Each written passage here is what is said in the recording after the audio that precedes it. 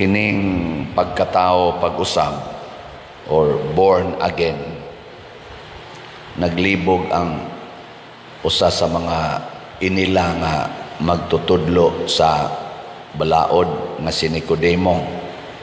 Kaya ang iyang hunahuna nga mataw ta kana magyong musod tagbalik sa tiyan sa atong inahan. Pero si Jesus naghisgot na siya og lain nga klases kinabuhi o kana mao ang kinabuhing way katapusan. Kana bang kinabuhi nga dili na mamatay, lingi ay mong tupad ing naa na kaana ng kinabuhi kanang dili na mamatay. Nahiuban wa gyud manglingi murag mga patay. Kanang mga di mulingi mura naman nagpatay, tanawa ng patay mulingi din na patay ba mulingi-lingi na dili mao na sila mga way kinabuhi. Di ka maong mulingi sa silingan, di ka maong mutanaw sa panginahanglan sa iyang silingan, hasta gani sa iya ganing office mate, hasta gani sa iyang classmate, hasta gani sa iyang asawa usahay o sa iyang bana, di ka maong mulingi. Mao na sila mga patay. Ug unsa may makapatay nato ang sala. Ug unsa maning sala, bunga ning sala sa atong pagsupak-supak sa sugo sa Ginoo. Mo nang ningon si Jesus, kung dili mo mutuo sa among gisulti karon, unsaon man ninyo pagtuo sa mga butang na tuas langit? Unsa may gisulti ni Jesus? Higugmaa imong isig katao, higugmaa imong kaaway. Di amanas kalibutan kanang imong isig katao, kanang imong tupad, mga kaaway ni asas kalibutan. Nya ingnon kang higugmaa, nya di ka mutuo. Samot na gyud mo ingos Jesus nga maimpierno ka ana, malangit ka ana, na mosamot din agitam tuo. Gilingay mong tupad. Nang di mo lingi, peligro. Ingna sugod karon ako na jud kang higugmaon. Ingna karon. Ingna ba?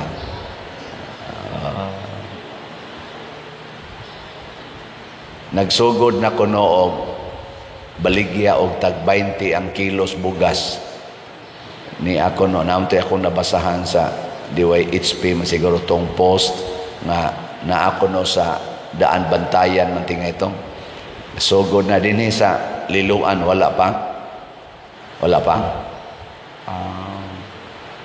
tag 20 kuno pero naay gibutang limited ra sa lugar, limited sa klases mga tao. Sa ato pa, dili tanan makaabil. Dili sa tanan tindahan makapaninda og tag 20 ang kilo. Unsa man na siyang buhata? Bungas gugma?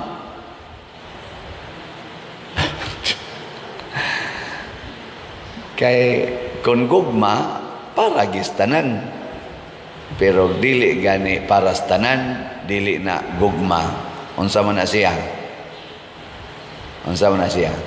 Garbo ba?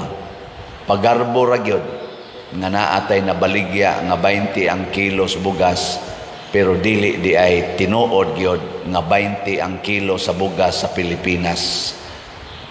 Kana bang bugas nga tarong ba? Kanang bugas nga makaon gyud og tao, dili gitawag na siya artificial. Kana bitang mga tao nga kanang tinuod gyud nga way sala, wala na sila daghang arte. Sama nila ni Saint Catherine of Siena, San Vicente Ferrer, San Roque, Mother Teresa of Calcutta, Bishop Chupilo Kamumot. Wa na sila arte-arte ba? Pero kana ganing mga taong pagarbuhon, artificial, kaya na sila gnaong ang buhok gikuluran, ang kilay gikiskisan, daghang eng makeup, daghang eng lipstick, daghan kay sila mga ipang sawid-sawid sa ilang mga naong, gitawag na silang mga arts or artificial. ang iyabang face nahimong art artificial. Ana, ilinga imong tupad. Ing na genuine na imong noun. Ing na kono, na genuine na. Di na artificial. O unsa man ang artificial, mohupas. Mo nang magsigi kag pabalik-balik og colors imong buhok, magbalik-balik kag badli sa imong kilay, magbalik-balik kas imong makeup, magbalik-balik kas imong lipstick, artificial man. Nya kanang tag 20 ang kilos bugas karon anang particular nga tindahan o particular nga lugar, forever na kana o mawala nagkalit. Kamo gani tubag na manggay mudaan. Unya, kung mauni ang matang sa atong mga leaders nga gusto kunuhay mo alagad nato, pero pilion ra ang alagaran, pilion ra ang lugar, pilion ra ang sitwasyon, dili gid ni mao ang makahatag nato paglaom. Muna si San Vicente Ferrer, sila si Saint Catherine of Siena, naghatag og paglaom kay ang ilang gisangyaw mao ang mga kamatuuran nga maghatag og kinabuhing way katapusan. Kana bang kalinaw nga way katapusan, panaghiusa nga way katapusan, kabalaan nga way katapusan. Mo to katong nag-artificial ng atong mga popes, nag-away-away na, naningkamot yun si Saint Catherine of Siena o si San Vicente Ferrer nga masulbad ang maong panagbangi. O nabalik yun sa Roma, sa lingkuranan sa Roma, ang Santo Papa nga tinuod nga gipili sa Ginoo. Og nisuporta ni ana si San Vicente Ferrer kay namatay naman to si Saint Catherine of Siena, og sayo gisuportahan ni San Vicente Ferrer, og nagmalinawon ang simbahang Katoliko, wa na magsigig away. Karon bag-o pang namatay ang atong Santo Papa, nagsugod na sad og schedule og conclave. Kanang conclave mao na siya ang pagpanagtigom sa mga cardinals nga naay voting capacity aron mupili sila sa bag-ong Santo Papa. Ang role ana, why communication to outside world, why text, why tawag-tawag, inigsod nila dito sa conclave, wa naging communication. Ang tanaw na lang sa mga tao kung nahumana ang ilang pagpili, kanang inig aso anang ilang kanang murabitag panghaw dito sa babaw sa atop anang ilang lugar nga tiguman, inig aso dito nga puti ang aso sa ato pa humana og pili og Santo Papa nya. Mugawas dayon ang Santo Papa sa bintana sa St. Peter's Square og mo-greet sa mga tao. Dili pra nato karon hala kumpanya gyud, hala gyud butang ana mga litrato, porting daghanan naong, siging kumpanya, siging lamano, siging away, siging dinautay, usahay. Dili ingon ana mopili ang simbahan. Ang simbahan magsigig ampo, magsigig pamalandong Ginoo, himo aming instrumento aron makapili may kung kinsa may imong pilion. Why kumpanyahay muna di na tinuod ka nang magsigi o ka na ganing assist diha sa social media nga kaning nga cardinal mao ni posibleng ma-pope kaning cardinal, gi-apply nato ang atong political human way of choosing leaders.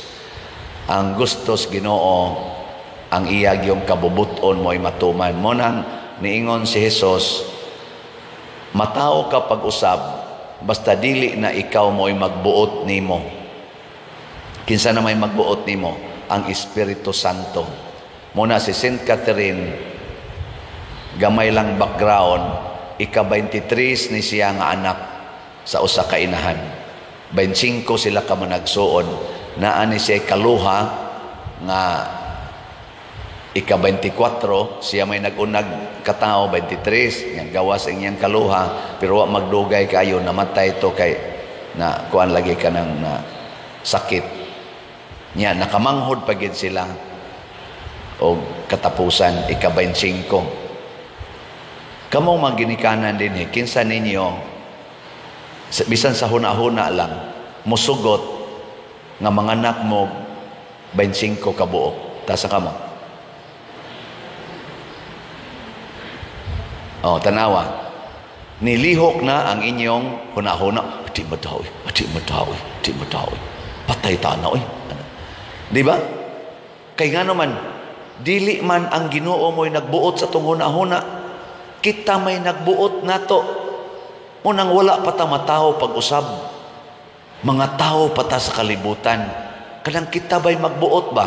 Muna ningon si Jesus diri, kung iisa na ang anak sa tao gikan sa yuta, mailhan ninyo nga ako di ang Ginoo. Unsa man ang giisa, kanang gilansang siya sa cross.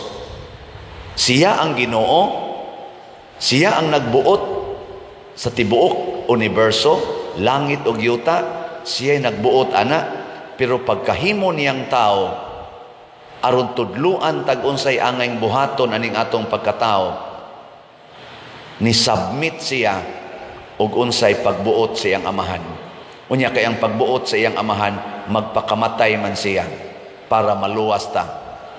Nihangyo pagid siya gamay dito sa Garden of Gethsemane. Unsa may iyang gisulti dito, ningon siya, amahan, kung mahimo kuha aning kupa sa kasakit o sa kamatayon gikan kanako. Pero iya dayong gisumpayan, apan dili ang akong pagbuot kung dili ang imo mo'y matuman.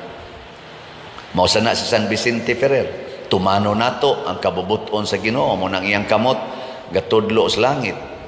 Nya ang iya dihang favorite saying na dias babaw, basahan ninyo.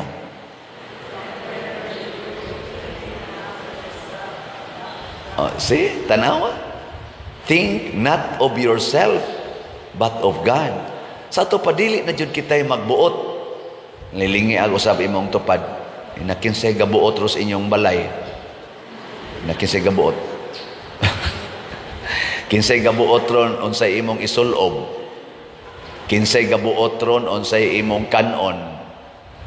O kinsay gabuot unsaon paggamit ang imong kwarta. Kinsa may gabuot ana? Ana, think not of yourself but of God.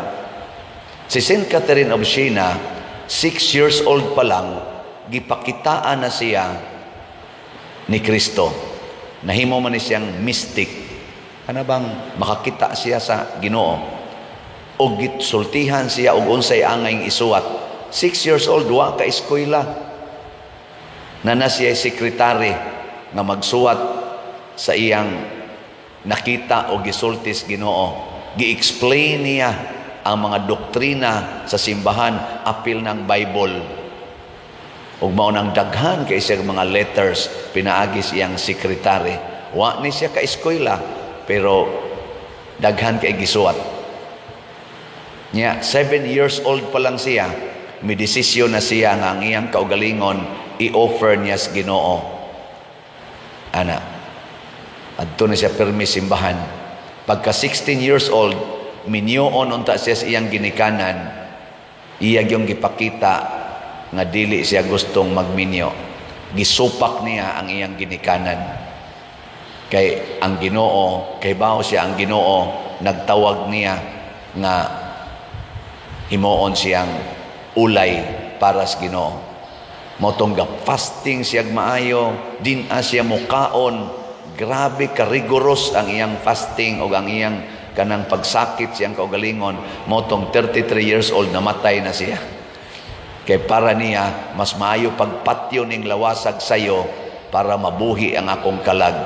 O, see? Mao man gyapon nagisulting Kristo, di ba? Kristo 33 years old, patay na.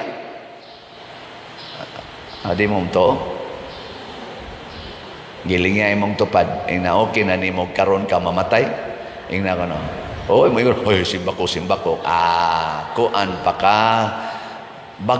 Tawhanon pa ka, wapa ka ma-born again. Ana, muna, hinaot unta ang atong mga leaders kamaog yung musunod sa kabubuton sa Ginoo og kay matod pa sa atong panultihon nga related sa ato karong political situation, Vox Populi, Vox Dei. Linatin man kuno na siya, ang meaning kuno ana, the voice of the people is the voice of God. Hinaot unta nga dili tikason kining atong eleksyon aron makasunod kita tingog sa Ginoo, pinaagi sa tingog sa katawhan. Hinaot unta ang atong kumilik maningkamot dili para sa ilang kaugalingon o sa ilang gisuportahan baka kung dili ang tibuok nasod kada butante ila gid untang protektahan pinaagi sa usa ka transparent, honest, reliable, secured counting of votes. Ana ato nang iampo nya kini sang ato mga politician dili unta magsigig panghatag kanang gitawag og vote buying nga gani na ipipila nga ni akyos nga kini kunorong tag 20 mura-mura ra sad kunog vote buying. Ilan ang accusation wa ko kay bawon sa na analysis na sa droy gipang kuanas kumilik gipang call na ang attention tungod kay na nagkumpanya pero klaro kaayo nga nag-vote buying sige panghatag anang mga ayuda. Hunungon na unta na nato only in the Philippines grabe kaayo ang rampant kaayo ang kanibang usik-usik og kwarta panahos eleksyon. Gitigom palang tanang kwarta ha or gipalit ba nag-slot dire? Hurot na unta niya tong slot, no? Oh, pila na lang ni atong slot. Kuha na lang ni atong 36,505 ang atong God's healing and deliverance powers para sa atong pista. 36,000 ka slots. Mahurot pa ka ni karong Sabado. Mahurot pa ni. Purting hurota og ang tanan mamhimong born again. Kana bang di na maghunahuna sa imong kaugalingon, mugamit na sa kwarta sa Diyos nun nga paggamit. O ang hangyo ron sa Ginoo para ninyong akong mga parishioners, palit mong slot para sa pista. Kay daghan tag hataganan, daghan tag gastuhanan para sa pagpalambo sa atong simbahan o sa atong mga kalag